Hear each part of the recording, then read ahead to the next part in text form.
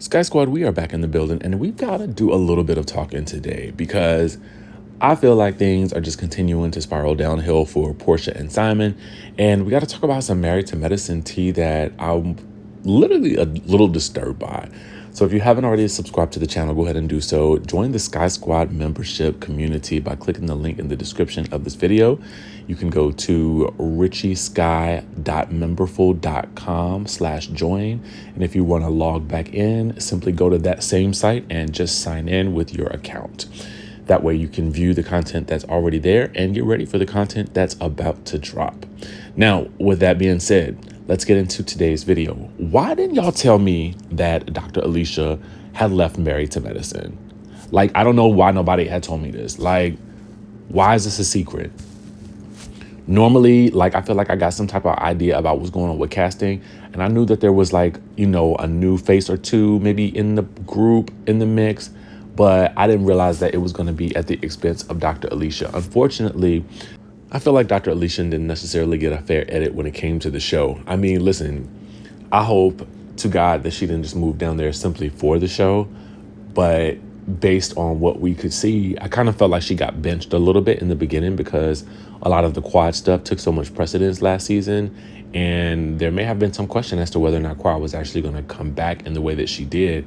But it was like interesting that they kind of phased quad out, and then they kind of seemed to sort of elevate Dr. Alicia just a little bit. But by then I felt like it was too little too late.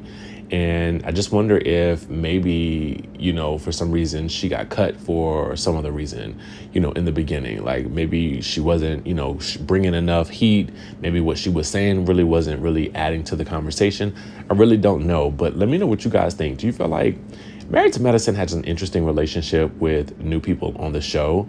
I often will say that I do feel like two people is great for a new show when you're bringing in, new personalities, unless you're going to be, of course, rebooting half the cast like the Real Housewives of Atlanta.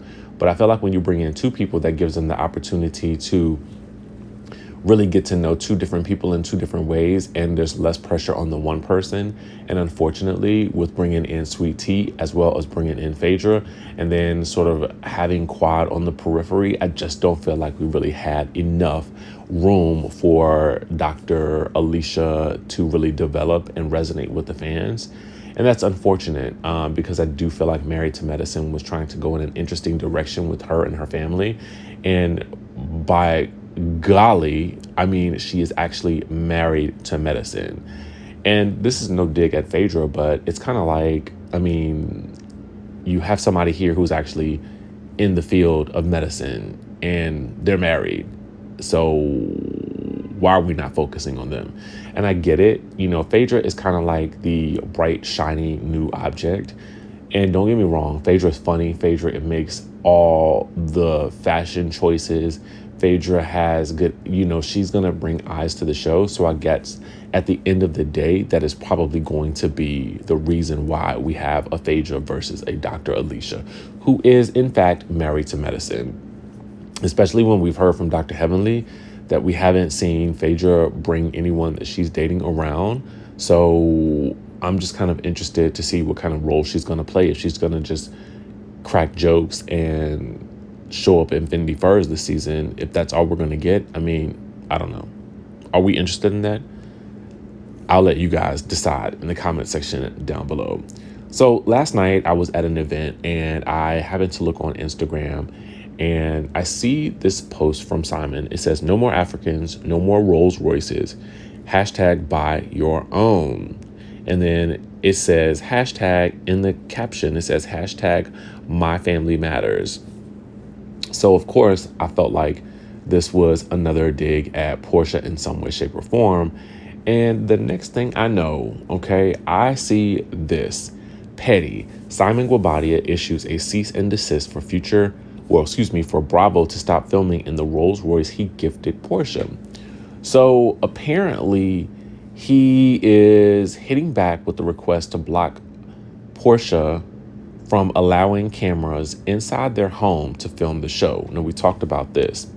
Quote, "The parties raised the issue of whether the terms of the prenuptial agreement permits or prohibits filming, recording in the marital residence. As this matter was not formally noticed For the evidentiary hearing on the substantive issues surrounding the parties' prenuptial agreement, the court reserves those issues for later determination.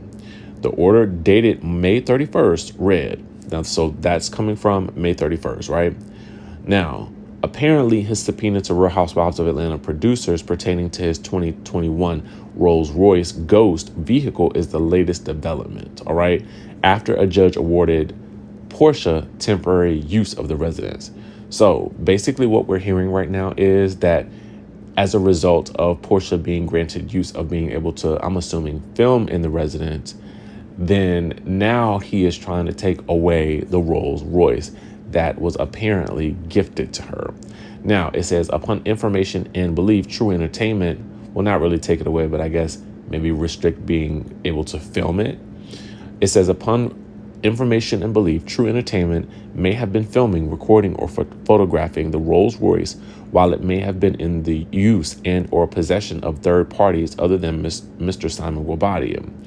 So this is what an attorney stated. If such actions have occurred, I am requesting that no photographs or recordings be released, disclosed, or published as Mr. Guobadia does not consent to the same regarding his vehicle. Now, I want you guys to note, his vehicle is the operative term there. So that would mean that if Porsha was riding around flexing or hoping to flex for the cameras on the Real Housewives of Atlanta by simply driving the vehicle that is, I guess, hers, if it was gifted to her, doesn't that mean that she has ownership of it? Or is the person who is paying the bill the owner? I mean, it's hard to really break that down. If she's still riding around flexing like it's hers, but it was gifted, I don't know. Somebody chime down in the comment section down below. I mean, because if he did he pay for it outright? If the car was paid for outright and it was gifted to her, then one could argue that it's hers to drive. But if is his name on it and he's paying the bill, then that's a whole nother story. But unfortunately, in marriages and in divorces, it sounds like you really have to wait on a judge to sign off on these things or somehow finish the divorce. And because nothing in the divorce is finalized and filming is ongoing, at this point in time, does this seem more petty than it does like legit? Because it's kind of like, it's basically like him saying, I already said I don't want her filming in my house. I already said I don't want her rolling around in this Rolls Royce being filmed or photographed like she own it, because she don't. That's what it's given.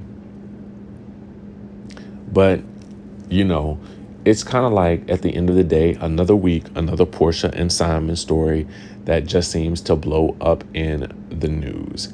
And, you know, unfortunately, I felt like when Simon got divorced from Fallon, it felt like things had kind of gotten very petty then.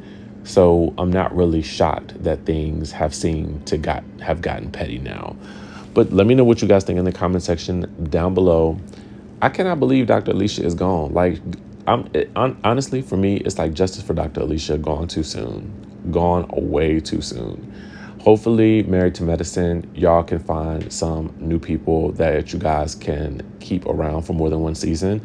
Because I feel like if you don't give a person more than one season, then you really don't give them the opportunity to shine in the way that they possibly could. But hey, what do I know? I am literally some random person on the internet talking about what I believe to be true on reality TV. So anyway, if you guys love the channel, make sure you guys subscribe to it, and I will catch you all in the next video. Mind you, y'all, I just woke up. Literally, I just woke up in my hotel, and I was like, the tea still has to be made. So here it is. I will catch you guys in the next video.